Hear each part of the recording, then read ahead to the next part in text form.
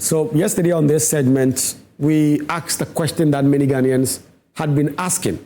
Why was government waiting for the crisis to fully land before responding to fuel prices that have been bleeding households and businesses since the war sent crude surging past $100 a barrel?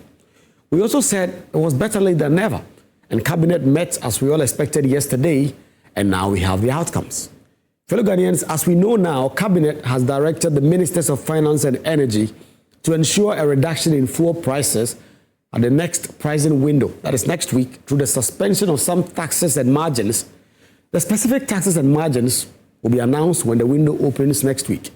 The suspension, as we know, is to last 4 weeks and will be reviewed based on how the Middle East situation evolves and where crude prices move from here.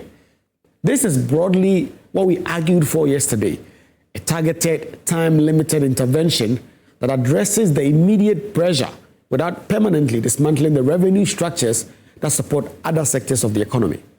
We welcome it, but the devil, as always, will be in the detail, and Ghanaians will need to see exactly which taxes and margins have been suspended and whether the reduction is meaningful enough to be felt at the pump and not merely what the government says in a press conference. Fellow Ghanaians, the second decision is in some ways the most immediately practical of the three. Cabinet has directed the Minister for Transport to expedite the deployment of the recently acquired 100 Metro Mass Transit buses on high traffic corridors with an explicit instruction that the fares on those buses must be kept lower than what private operators are charging. This is smart. If VIP has already moved fares up by 25% and GPRTU is still threatening to follow suit, public affordable transport on the busiest roads give ordinary Ghanaians an alternative and take some of the social pressure of the transport fare conversation. The key word in that directive, however, is expedited, and we'll be watching how quickly those buses can appear on our roads, because a bus that is deployed, say 6 weeks' time from today, helps nobody, especially those paying inflated fares today.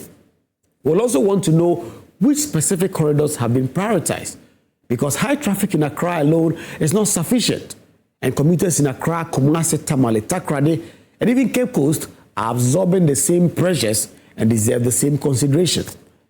Fellow Ghanaians, and then the third decision, which is perhaps the one that tells us the most about the seriousness of the government's intent. All ministers and senior government appointees have been directed to adhere strictly to the President's earlier directive cancelling fuel allocations and allowances. We said yesterday that whatever cushioning is offered the ordinary Ghanaian must not be undermined by the political class continuing to enjoy its own insulation from the very pressures it is asking citizens to absorb.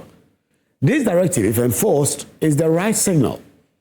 If it is just announced, then ignored, the way so many directives have been in governments in the past, it will say something important about the gap between what the administration says and what it actually demands of itself. Enforcement, in this case, is everything. A directive without the consequences for non-compliance will just be a suggestion. And we've had enough suggestions from governments to governments to know that suggestions without teeth changes nothing. Then a 4-week time frame on the tax suspension is quite tight, and the review mechanism attached to it is important. However, it places a significant burden on the Ministers of Finance and Energy to be monitoring on a regular basis the crude oil market and be ready to advise the President and Cabinet promptly if the situation in the Middle East, I should say, deteriorates again before that window closes. A ceasefire is not a peace agreement, and anyone who's been following the situation in Iran knows the ground beneath that ceasefire is not stable yet. Israel is already doing everything it can to sabotage that deal. If crude spikes again before the 4 weeks are up, government cannot afford another delay before responding. The machinery that we activated for yesterday's emergency cabinet meeting must stay very warm, because the global economic environment that produced this crisis has not fundamentally changed, and the next shock may arrive with less warning than this one did. So, fellow Ghanaians, the cabinet has responded. The framework looks a bit reasonable. The intent appears genuine. The proof will be in the execution. As always, we'll be here to measure every bit of it. Good morning, fellow Ghanaians.